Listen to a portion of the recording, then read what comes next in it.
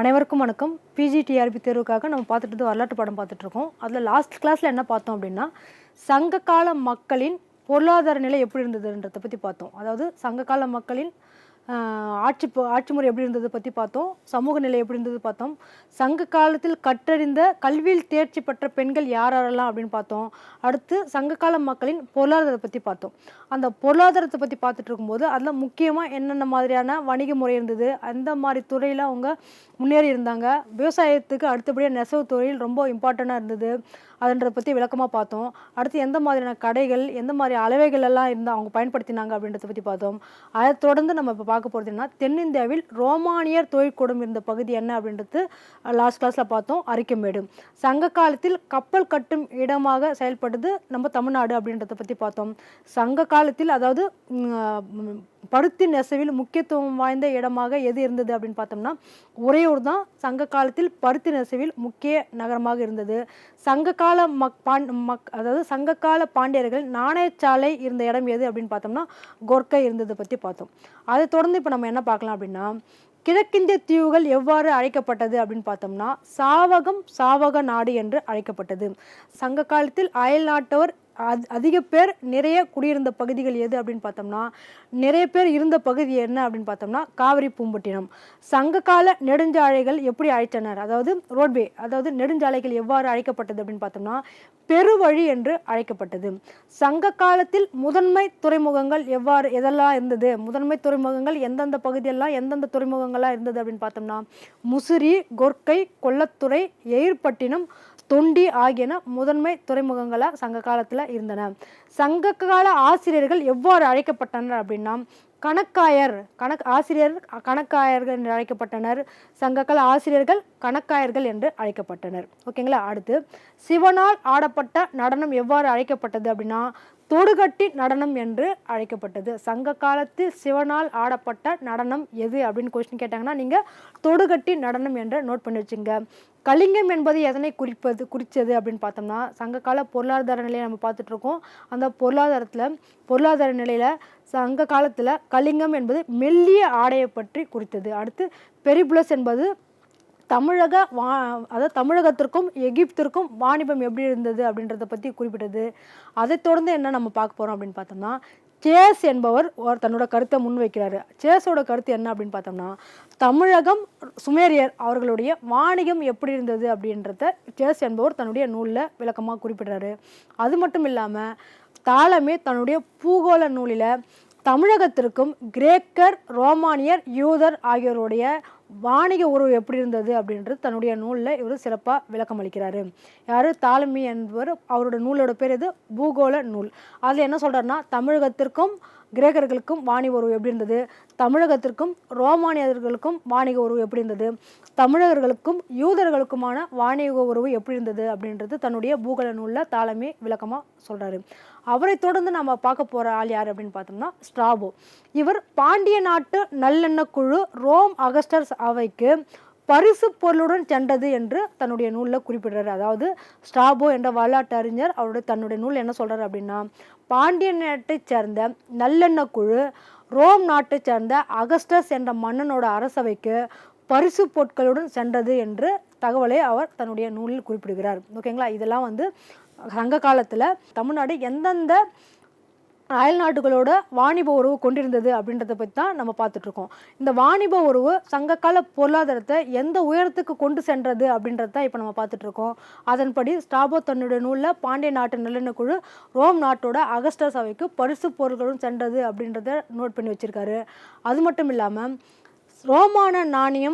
ரோமானிய நாணயம் கண்டுபிடிக்கப்பட்ட இடம் எது தமிழகத்தில் அப்படின்னு பார்த்தோம்னா கொடுமலையில் தான். இந்த கொடுமலையில் தான் ரோமானிய நாணயம் கண்டுபிடிக்கப்பட்டது. ரோமானிய மட்பாண்டம் கண்டுபிடிக்கப்பட்ட இடம் எது அப்படின்னு பார்த்தோம்னா அரிக்கமேட்டில் தான் ரோமானியர்களின் மட்பாண்டம் கண்டுபிடிக்கப்பட்டது. இதெல்லாம் எதை தெளிவுபடுத்துது அப்படின்னா தமிழகத்திற்கும் ரோமானியர்களுக்குமான அயல உறவு எப்படி இருந்தது, வாணிக உறவு எப்படி இருந்தது, நம்ம பொருள் கொடுத்து பொருள் வாங்கணும், இதன் மூலிமா நம்மளோட பொருளாதார நிலை உயர்ந்தது அப்படின்ற விஷயங்கள் தான் இந்த விஷயங்களெல்லாம் தெளிவுபடுத்துது. தமிழகத்தில் ரோமானிய நாணயம் கண்டுபிடிக்கப்பட்ட இடம் எது, கொடுமலை. தமிழகத்தில் ரோமானிய மட்பாண்டம் கண்டுபிடிக்கப்பட்ட இடம் எது, அரிக்கமேடு. ஓகேங்களா. அடுத்து சங்கம் மருவிய கால புத்த விவகாரம் கண்டுபிடிக்கப்பட்ட இடம் எது? அதாவது சங்கம் மருவிய காலத்தில் புத்த விகாரம்னா புத்த சிலைன்னு சொல்லுவாங்களே, அந்த புத்த விகாரம் கண்டுபிடிக்கப்பட்ட இடம் எது அப்படின்னா கீழையூர் அப்படின்றத நீங்கள் நோட் பண்ணி வச்சுக்கோங்க. ரோமானிய நாணயம் கண்டுபிடிக்கப்பட்ட இடம் கொடுமலை, ரோமானிய மட்பாண்டம் கண்டுபிடிக்கப்பட்ட இடம் அரிக்கமேடு, சங்கம் மருவிய காலத்தில் புத்த விகாரம் கண்டுபிடிக்கப்பட்ட இடம் எது? கீழையூர் அப்படின்றத நீங்கள் நோட் பண்ணி வச்சுக்கோங்க. ஓகேங்களா? இது வரைக்கும் நான் பார்த்தது என்ன அப்படின்னு பார்த்தோம்னா, சங்க காலம் எப்படி இருந்தது, சங்க காலத்தை அறிய உதவும் ஆதாரங்கள், சங்க காலத்தை ஆட்சி செய்த மன்னர்கள், சேரர்கள், சோழர்கள், பாண்டியர்கள், இந்த மூவேந்தர்களை பற்றியும் அல்லாத கடையேழு வள்ளல்களை பற்றி சிறப்பான விளக்கங்களை பார்த்தோம். அதை தொடர்ந்து சங்ககால ஆட்சி முறை எப்படி இருந்தது பார்த்தோம், சங்ககால பொருளாதார முறை எப்படி இருந்தது பார்த்தோம், சங்ககால சமூகம் எப்படி இருந்தது பற்றி பார்த்தோம், சங்க காலத்தில் தமிழகத்திற்கும் அயலவருக்கும் முன்ன வாணிபோர் எப்படி இருந்தது பற்றி விளக்கமாக பார்த்தோம். சங்க காலத்தில் கல்வியில் தேர்ச்சி பெற்ற பெண்கள், கற்றறிந்த பெண்கள் யாரெல்லாம் இருந்தாங்கன்றதை பற்றி பார்த்தோம். இது வரைக்கும் சங்க காலம் பற்றி முடியுது. அடுத்து நம்ம பார்க்க போகிறது என்ன அப்படின்னு பார்த்தோம்னா களப்பிரர்கள், களப்ராஸ், இதை பற்றி தான் நம்ம பார்க்க போகிறோம். களப்பிரர்கள்னா யார், அந்த களப்பிரர்களை பற்றி எந்த நூற்றாண்டு தெரிவிக்குது, இவர்கள் யார், அவருடைய காலம் என்ன, அவர் எந்தெந்த மன்னர்கள்லாம் ஆட்சி செஞ்சாங்க, களப்பிரர்கள் ஆதிக்கால தமிழர்களா இல்லை வெளிநாட்டிலிருந்து வந்தவர்களா அப்படின்றத பற்றி தான் நம்ம இப்போ விளக்கமாக பார்க்க போகிறோம். தமிழக வரலாற்றை பற்றி நம்ம பார்க்கும்போது இதில் முக்கியமானவர்கள் இந்த களப்பிரர்கள். ஓகேங்களா? தமிழர்கள் ஆட்சி செய்த பகுதியிலிருந்து புதுசாக ஒரு வம்சம் ஆட்சி செய்யுது அப்படின்னா அப்போ அவர்களை பற்றி அறிந்து கொண்டு நம்ம முழுமையாக நம்ம அறிஞ்சு வச்சுருந்தா தான் நம்ம எந்த மாதிரியான கொஸ்டின்களையும் அட்டன் பண்ண முடியும். ஓகேங்களா? இந்த களப்பிரர்கள், களப்ராஸ் என்று அழைக்கப்பட்ட இந்த களப்பிரர்கள் யார்? சங்க காலம் இருக்குது. சங்க காலத்துக்கு பின் கிபி 3ஆம் நூற்றாண்டு முதல் கிபி 6ஆம் நூற்றாண்டு வரையிலான காலம்தான் இருண்ட காலம் என்று அழைக்கப்படுகிறது. இந்த காலம்தான் களப்பிரர்கள் காலம் என்றும் அழைக்கப்படுகிறது. அதாவது இந்த இருண்ட காலம்னு சொல்லுவாங்க இல்லையா, இந்த இருண்ட காலத்தை தொடர்ந்து வரும் காலம்தான் இந்த களப்பிரர்கள் காலம் என்றும் கூறப்படுகிறது. இது எப்படி சொல்லுவாங்க அப்படின்னு பார்த்தோம்னா, கிபி 3ஆம் நூற்றாண்டு முதல் சங்க காலம் இருக்குது. சங்க காலத்துக்கு பின்ன கிபி 3ஆம் நூற்றாண்டிலிருந்து 6ஆம் நூற்றாண்டு வரையிலான காலம் இருண்ட காலம் என்று அழைக்கப்படுகிறது. இந்த காலத்தில் அதாவது கிபி 250 முதல் கிபி 550 வரை களப்பிரர்கள் தமிழர்களை ஆண்டதாக குறிப்பிடுகிறது. அப்போ அவர்கள் தமிழர்கள் அல்லாதவர்களா அப்படின்றத நம்ம பின்வரும் இதில் விளக்கமாக பார்க்கலாம். இந்த களப்பிரர்கள் காலம் எதுலேருந்து எது வரைக்கும்? கிபி 250 முதல் கிபி 550 வரை என்று கூறப்படுகிறது. இதற்கு சான்றுகள் என்ன, களப்பிரர்களை பற்றி அறிந்து கொள்ள உதவும் சான்றுகள் என்ன அப்படின்னு பார்த்தோம்னா, கிபி 8ஆம் நூற்றாண்டில் பாண்டியன் பராந்தக நெடுஞ்செழியன் வெளியிட்ட வேள்விக்குடி செப்பேடுகள் தான் முதலில் களப்பிரர்கள் பற்றிய செய்திகளை நமக்கு தருகின்றது. ஓகேங்களா? களப்பிரர்கள் யார், அவர்கள் தமிழ்நாட்டை சார்ந்தவர்கள், அவர் எப்படி தமிழக ஆட்சி பகுதிக்குள் ஆட்சியாளர்களாக வந்தாங்க, அவர்களுடைய காலம் என்ன அப்படின்றது நமக்கு அறியுவதும் முதல் முக்கிய ஆதாரமாக பார்க்கப்படுகிறது கிபி 8ஆம் நூற்றாண்டில் பாண்டிய பராந்தக நெடுஞ்செழியன் வெளியிட்ட வேள்விக்குடி செப்பேடுகள் தான் முதலில் களப்பிரர்கள் பற்றிய செய்திகளை நமக்கு தருகின்றன. இச்செப்பேடுகள் பாண்டிய கடுங்கோன் களப்பிரர்களை தாக்கி அழித்து பாண்டிய ஆட்சியை புத்துயிர் பெறச் செய்தான் என்று கூறுகிறது. இந்த வேள்விக்குடி செப்பேடுகள் தான் பாண்டிய கடுங்கோன் என்ற மன்னன் களப்பிரர்களை அழித்து தாக்கி பாண்டிய அரசை புத்துயிர் பெறச் செய்தான் என்று குறிப்பிடப்படுகிறது.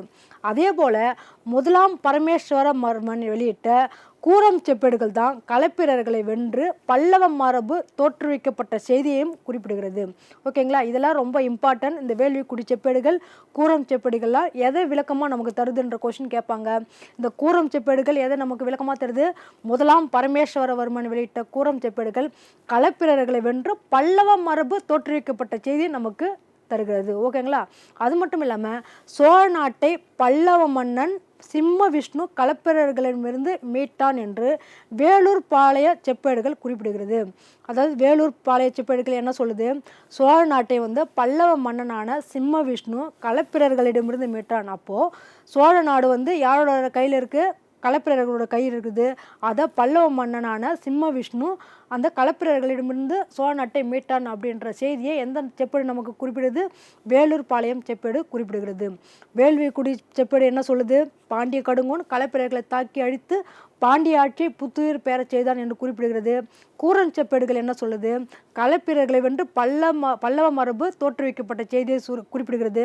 வேலூர் பாளையம் செப்பேடுகள் என்ன சொல்லுதுன்னா, சோழ நாட்டை பல்லவ மன்னன் சிம்ம விஷ்ணு களப்பிரர்களிடமிருந்து மீட்டான் என்ற செய்தியை குறிப்பிடுகிறது. அப்போது இந்த விஷயங்கள் எல்லாம் நமக்கு களப்பிரர்களை அறிய உதவும் ஆதாரங்களாக நமக்கு குறிப்பிடப்படுகிறது.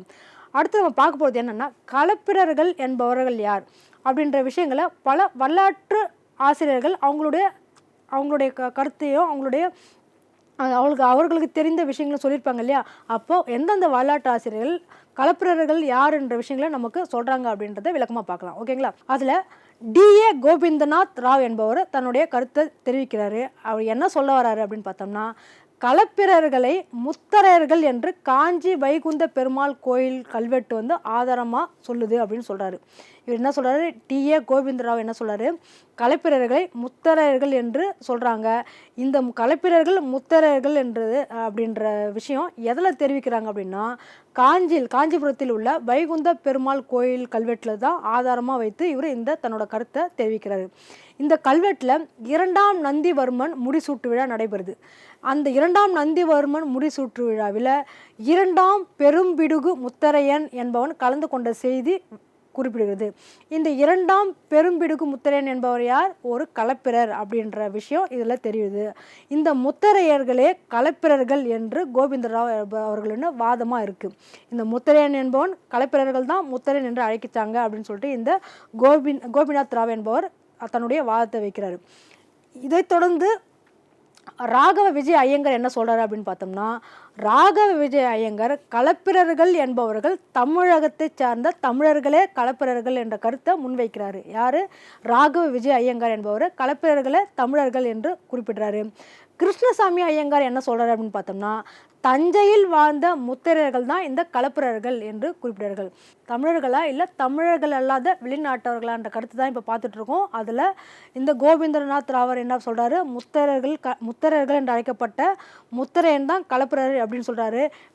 ராகவ விஜய் ஐயங்கார் என்ன சொல்கிறாருன்னா, களப்பிரர்கள் தமிழர்கள் தான் களப்பிரர்கள் என்று சொல்கிறாரு.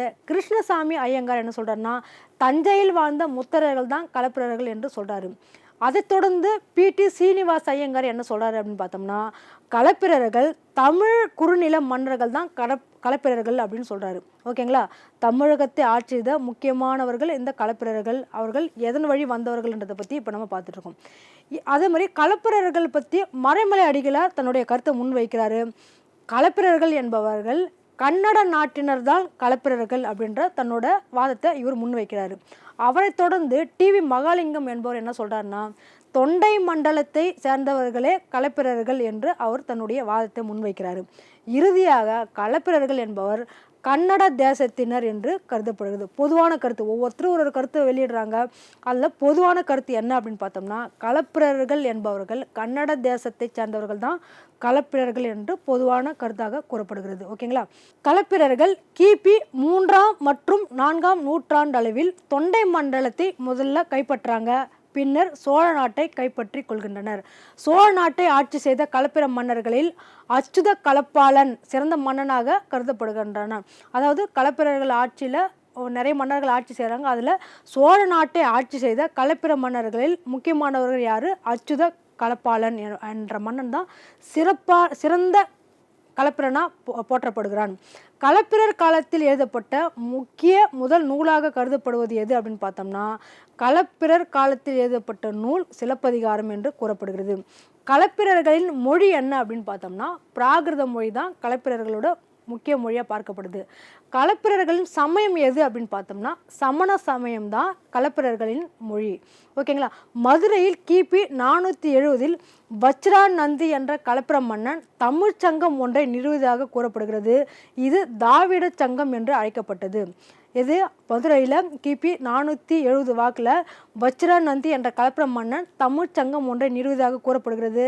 இந்த தமிழ் சங்கம் எவ்வாறு அழைக்கப்பட்டது அப்படின்னு பார்த்தோம்னா, திராவிட சங்கம் என்று அழைக்கப்பட்டது. ஓகேங்களா. அடுத்து சிலப்பதிகாரம், மணிமேகலை, சீவக சிந்தாமணி, பெருங்கதை, நீலகேசி, குண்டலகேசி, யசோதர காவியம், திருமந்திரம், பரிபாடல், கலித்தொகை, கிளி விருத்தம், நளி விருத்தம், எலி விருத்தம், இந்த நூலெல்லாம் சேர்ந்து தான் இந்த போன்ற நூல்கள் தோன்ற காரணமாக இருந்தது. ஓகேங்களா. அடுத்து வஞ்சிராநந்தி தோற்றுவித்த திராவிட சங்கமே. இப்போ நான் இதுக்கு முன்னாடி சொல்லியிருந்தேன் இல்லையா, இந்த திராவிட சங்கம் இப்போ இந்த நூல்களுக்கும் இந்த திராவிட சங்கத்துக்கும் என்ன முக்கியம் அப்படின்னு பார்த்தோம்னா, என்ன லிங்க் அப்படின்னு பார்த்தோம்னா, இந்த வஜ்ரநந்தி கலப்புர மன்னன் இருக்க இல்லையா, அவர் தமிழ் சங்கத்தை ஏற்படுத்தினா அந்த தமிழ் சங்கம் திராவிட சங்கம் என்று அழைக்கப்பட்டது. இந்த திராவிட சங்கத்தின் மூலயமா நமக்கு கிடைச்ச நல்ல விஷயங்கள் என்ன அப்படின்னு பார்த்தோம்னா, இந்த சங்கத்தின் மூலயமா தான் சிலப்பதிகாரம், மணிமேகலை, சிவக சிந்தாமணி, பெருங்கதை, நீலகேசி, குண்டலகேசி, யசோதர காவியம், திருமந்திரம், பரிபாடல், கலித்தொகை, கலிவிருத்தம், நலிவிருத்தம், எலிவிருத்தம் போன்ற முதல் முக்கிய நூல்கள் நமக்கு கிடைக்க காரணமாக இருந்ததாக கூறப்படுது. இந்த வஜ்ரநந்தி தோற்றுவித்த திராவிட சங்கமே இந்த நூலெல்லாம் உருவாக காரணமாக இருந்ததுன்னு வரலாற்று நூல்கள் குறிப்பிடுது. அது மட்டும் இல்லாமல் களப்பிரர் காலம் சமணர்களின் பொற்காலம் என்று கருதப்படுகிறது. இந்த களப்பிரர்களோட காலத்தில் சமண சமயம் ரொம்ப உயரத்தில் இருந்ததாக கூறப்படுகிறது. எனவே தான் களப்பிரர்கள் காலம் சமணர்களின் பொற்காலம் என்று அழைக்கப்பட்டது. சமணர்களின் பொற்காலம் என்று அழைக்கப்பட்ட காலம் எது அப்படின்னு சொல்லிட்டு சேரர் காலம், சோழர் காலம், பாண்டியர் காலம், களப்பிரர் காலம்னு கொடுப்பாங்க. அதில் நீங்கள் களப்பிரர் காலத்தைன்றதை நோட் பண்ணி வச்சுக்கோங்க. ஓகேங்களா? களப்பிரர்களின் காலம் சமணர்களின் பொற்காலம் என்று அழைக்கப்படுகிறது. கிபி 6ஆம் நூற்றாண்டில் பாண்டிய பல்லவ அரசுகள் வலிமை பெற்றதால் களப்பிரர்கள் வீழ்ச்சி அடைந்தனர் என்று கூறப்படுகிறது. கிபி 6ஆம் நூற்றாண்டு வாக்கில் பாண்டிய மன்னனும் பல்லவ மன்னனும் தங்களுடைய அரசு வலிமையை பெற்று இவங்க முன்னேறி போனதுனால களப்பிரர்கள் வீழ்ச்சி அடைந்தனர் என்று கூறப்படுகிறது. ஓகேங்களா? இது வரைக்கும் சங்க கால விஷயங்களை பற்றி பார்த்தோம். அதை தொடர்ந்து அவருடைய ஆட்சி முறை எப்படி இருந்ததை பற்றி பார்த்தோம். அதை தொடர்ந்து களப்பிரர்கள் யார் அப்படின்ற டைட்டிலை பற்றி பார்த்தோம். அடுத்து 7வது யூனிட்டில் ஃபஸ்ட்டு டாப்பிக்கே நம்ம பார்க்க போகிறோம். அது என்ன அப்படின்னு பார்த்தோம்னா தமிழ்நாடு வரலாறு. தமிழ்நாடு வரலாற்றில் முதன்மையாக ஆட்சி செஞ்சவங்க யார் அப்படின்னு பார்த்தோம்னா, அதாவது தமிழகம் இந்த ஃபஸ்ட்டு பார்ட்டில் நம்ம பார்க்க போகிற தலைப்பு யாருன்னா பல்லவர்கள். அதாவது சங்க காலத்தில் எந்தெந்த மன்னன் ஆட்சி செஞ்சான், குறுநில மன்னன், வள்ளல்கள் ஆட்சி செஞ்சாங்க, அதை தொடர்ந்து களப்பிரர்களும் இருந்தாங்க அப்படின்னு சொல்கிறத பற்றி பார்த்தோம். அந்த களப்பிரர்களை தொடர்ந்து வேறு எந்த வம்சம் ஆட்சி செய்தது அப்படின்னு பார்த்தோம்னா பல்லவர்கள்.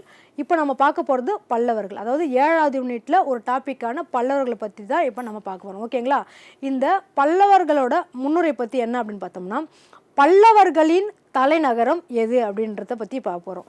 நம்ம பல்லவர்களின் தலைநகரம் எது அப்படின்னா காஞ்சிபுரம் தான் பல்லவர்களின் தலைநகரமாக பார்க்கப்படுது. இவர்களோட பல்லவர்களின் காலம் எதுலேருந்து எது வரைக்கும் அப்படின்னு பார்த்தோம்னா, கிபி 6ஆம் நூற்றாண்டு முதல் கிபி 9ஆம் நூற்றாண்டு வரை, அதாவது அவருடைய பல்லவர்களின் காலம் கிபி 6ஆம் நூற்றாண்டு முதல் கிபி 9ஆம் நூற்றாண்டு வரை பல்லவர்களின் காலமாக பார்க்கப்படுது. பல்லவர்களின் ஆட்சி எல்லை எதுலேருந்து எது வரைக்கும் அப்படின்னு பார்த்தோம்னா, வடக்கே கிருஷ்ணா முதல் தெற்கே காவிரி வரை பல்லவர்களின் ஆட்சி எல்லையாக பார்க்கப்படுது. ஓகேங்களா? பல்லவர்களின் ஆட்சி எல்லை எது?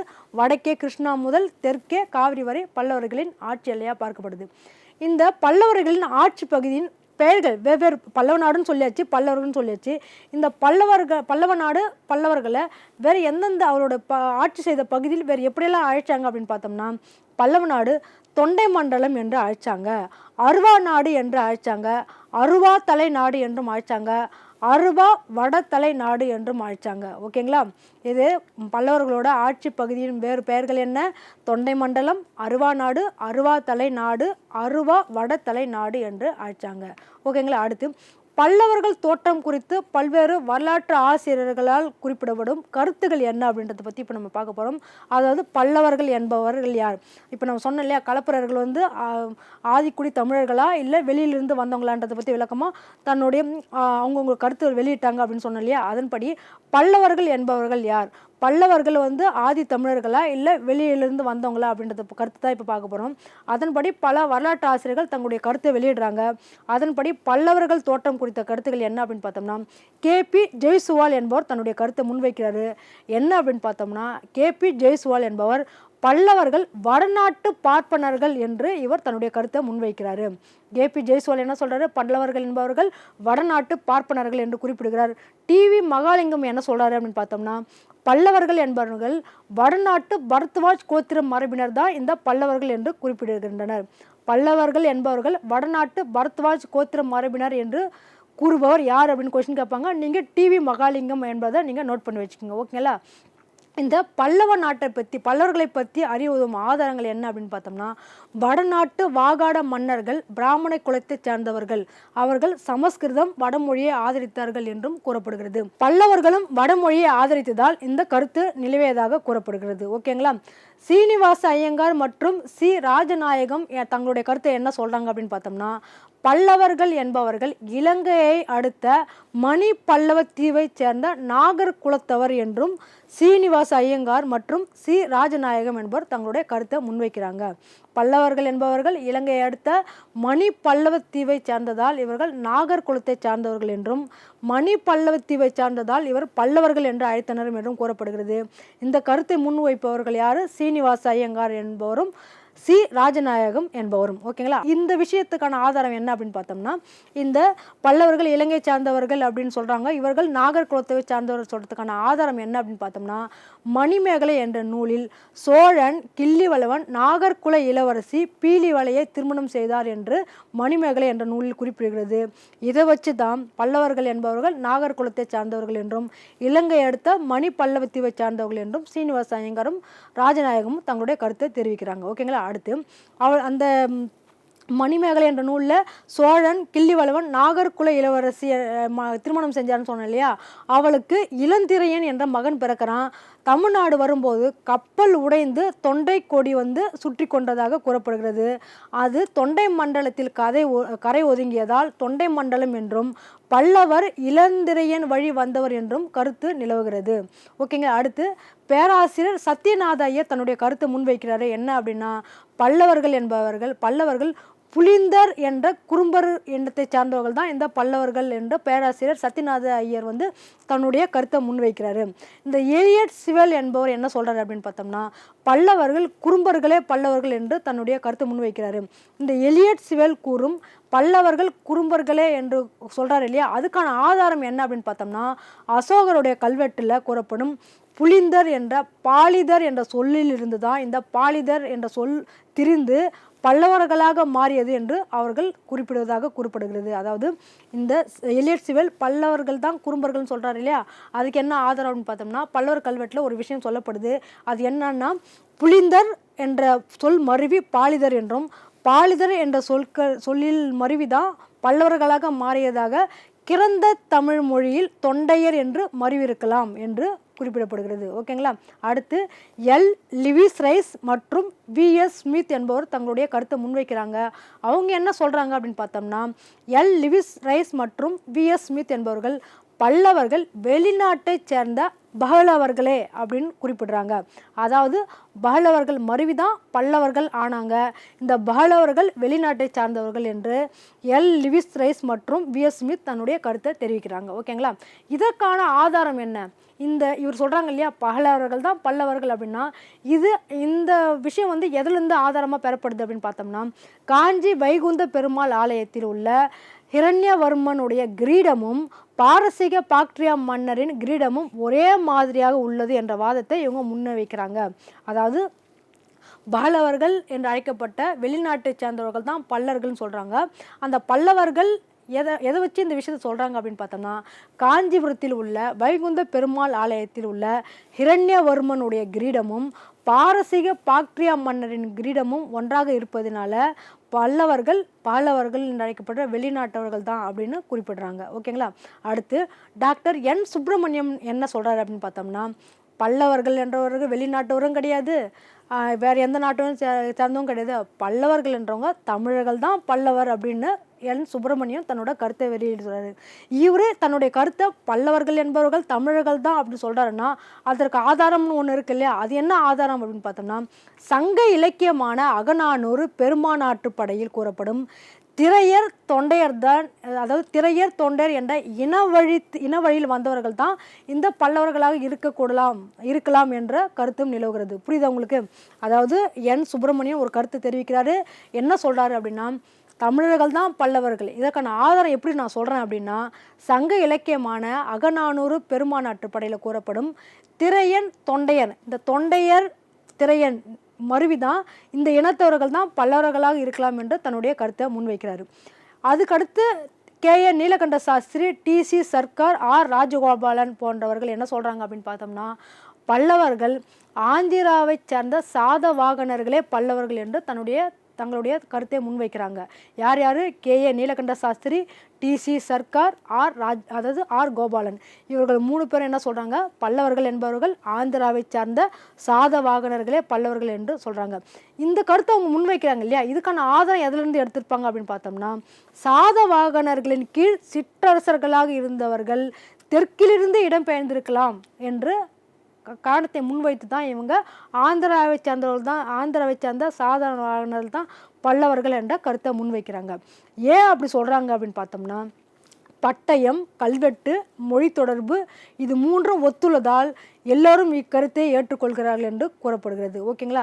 இது வரைக்கும் பல்லவர்கள் யார்? ஆதிகால தமிழர்களா, வெளியிருந்து வந்தவர்களா அப்படின்றத வரலாற்றாசிரியர்கள் தங்களுடைய கருத்தை எந்த மாதிரியாக முன்வைத்தனர் அப்படின்றத பற்றி நம்ம விளக்கமாக பார்த்தோம். அடுத்து நம்ம பார்க்க போகிற தலைப்பு என்ன அப்படின்னு பார்த்தோம்னா, முற்கால பல்லவர் கால பிரிவுகள். நீங்கள் நோட் பண்ணி வச்சுங்க மக்களே. தமிழக வரலாற்றில் சங்க காலம் எந்த அளவுக்கு முக்கியமோ அதை தொடர்ந்து வந்த இந்த பல்லவர் காலம் ரொம்ப ரொம்ப ரொம்ப இம்பார்ட்டண்ட்டு. ஏன்னா இந்த பல்லவர்கள் காலத்தில் உள்ள விஷயங்கள் நிறைய கொஸ்டினாக கேட்க வாய்ப்பு இருக்குது. அவர்கள் விட்டு சென்ற கோயில்களும் சிற்பக்கலையும் கட்டிடக்கலையும் இன்றளவும் இருக்கிறதுனால பல்லவர்கள் காலம் வந்து ரொம்ப இம்பார்ட்டன்ட் டாப்பிக்காக பார்க்கப்படுது. இதில் சொல்கிற ஒவ்வொரு விஷயம் எக்ஸாமை சார்ந்த விஷயமாக தான் நான் கொடுக்குறேன்.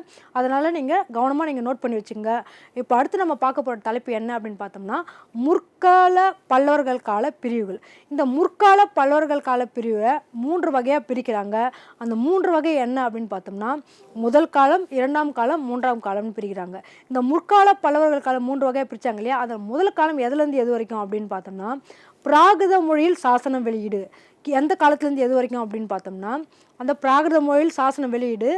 அதை வைத்து முற்கால பல்லவர்களுடைய முதல் காலம் எதுலேருந்து எது வரைக்கும் அப்படின்னு பார்த்தோம்னா, கிபி 250 முதல் கிபி 350 வரை முற்கால பல்லவர்களின் முதல் காலமாக பார்க்கப்படுது. ஓகேங்களா? அடுத்து 2ஆம் காலம் சமஸ்கிருத மொழியில் பட்டயம் வெளியீடு. அதன்படி இதில் எதுலேருந்து எது வரைக்கும் அப்படின்னு பார்த்தோம்னா, கிபி 350 முதல் கிபி 600 வரையிலான காலம் முற்கால பல்லவர்களின் 2ஆம் காலமாக பார்க்கப்படுது. 3ஆம் காலம் எதுலேருந்து எது வரைக்கும் அப்படின்னு பார்த்தோம்னா, வடமொழி தமிழ் கிரகந்த மொழியில் பட்டயம் வெளியீடு. இந்த காலம் எதுலேருந்து எது வரைக்கும் அப்படின்னா, கிபி 600 முதல் கிபி 700 வரை, அதாவது 7ஆம் நூற்றாண்டை முதல் கொண்டு தான் இந்த 3 காலமாக பிரிக்கிறாங்க. முதல் காலம், 2ஆம் காலம், 3ஆம் காலம்.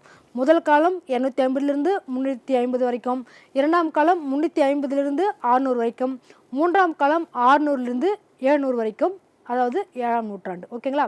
இந்த முற்கால பல்லவர்களுடைய சான்றுகள், இந்த முற்கால பல்லவர்களை பற்றி அறிந்து கொள்ள உதவும் சான்றுகள் என்ன அப்படின்னு பார்த்தோம்னா, அது இந்த மன்னர்கள்லாம் ஆட்சி செஞ்சாங்க, அந்த மன்னர்களை அறிந்து கொள்ள உதவும் பட்டயங்கள் என்ன அப்படின்றத பற்றி தான் இப்போ நம்ம பார்க்க போகிறோம். முற்கால பல்லவர்களுடைய சான்றுகள் என்ன அப்படின்னு பார்த்தோன்னா, மன்னர்கள் அவர்கள் வெளியிட்ட பட்டயம். இதன் மூலயமா நம்ம முற்கால பல்லவர்கள் பற்றி அறிந்து கொள்ள உதவும் சான்றுகளாக பார்க்கப்படுது. அப்போது சிம்மவர்மனால் வெளியிடப்பட்ட மஞ்சு கல்லு கல்வெட்டு. ஓகேங்களா? இந்த சிம்மவர்மனால் வெளியிடப்பட்ட மஞ்சு கல்லு கல்வெட்டு, சிவஸ்கந்தவர்மன் ஆட்சியில் அவரின் தந்தை வெளியிட்ட கல்வெட்டான மைதவேலு பட்டயம், சிவஸ்கந்தவர்மன் 8வது ஆட்சியில் வெளியிட்ட கல்வெட்டான ஹிரஹத கள்ளி கல்வெட்டு. அதாவது எந்தெந்த மன்னன் எந்தெந்த கல்வெட்டு வெளியிட்டான், எந்தெந்த மன்னன் எந்தெந்த பட்டயத்தை வெளியிட்டான், அதை முதற்கொண்டு முற்கால பல்லவர்கள் பற்றி அறிவுதும் சான்றாக இப்போ நம்ம பார்த்துட்ருக்கோம். அதாவது சிம்மவர்மன் வெளியிட்ட மஞ்சு கல்லு கல்வெட்டு, சிவஸ்கந்தவர்மன் ஆட்சியில் அவர் தந்தையால் வெளியிடப்பட்ட மைதவேலு பட்டயம் முற்கால பல்லவர்களை பற்றி அறிவதும் ஆதார பார்க்கப்படுது. அது மட்டும் இல்லாமல் சிவஸ்கந்தவர்மனின் 8வது ஆட்சியில் வெளியிடப்பட்ட கல்வெட்டான ஹிரஹத கள்ளி கல்வெட்டு வந்து முக்கியமான ஆதாரமாக பார்க்கப்படுது. அது மட்டும் இல்லாமல் விஜயஸ்கந்தவர்மன் ஆட்சி காலத்தில் புத்தவர்மன் மனைவியான சாருதேவி வெளியிட்ட பட்டயமான குணபதேய பட்டயம் அல்லது பிரிட்டிஷ் அருங்காட்சியக பட்டயத்தில் வைக்கப்பட்டுள்ள குணபதேய பட்டயம் ஒரு முக்கிய ஆதாரமாக பார்க்கப்படுது. ஓகேங்களா? அது மட்டும் இல்லாமல் சமுத்திரகுப்தனின் அலகாபாத் தூண் கல்வெட்டு கிபி 350 பல்லவ மன்னன் விஷ்ணுகோபனை தோற்கடித்து வெற்றி பெற்றான் என்ற செய்தியை நமக்கு தருகிறது. ஓகேங்களா? இது வரைக்கும் நம்ம பல்லவர்கள் எப்படி வந்தாங்க ஆட்சிக்கு அப்படின்றத பற்றி பார்த்தோம். பல்லவர்கள் வந்து ஆதி தமிழர்களா இல்லை வெளியிலிருந்து வந்த வெளிநாட்டவர்களா அப்படின்றத பார்த்தோம். வரலாற்று ஆசிரியர்கள் தங்களுடைய கருத்தை எப்படியெல்லாம் முன் வச்சாங்க அப்படின்றத பற்றி பார்த்தோம். அதை தொடர்ந்து முற்கால பல்லவர்களை பற்றி அறிய உதவும் ஆதாரங்கள் என்னன்றதை பற்றி பார்த்தோம். இதோட தொடர்ச்சியை நம்ம நெக்ஸ்ட் கிளாஸில் பார்க்கலாம். நன்றி, வணக்கம்.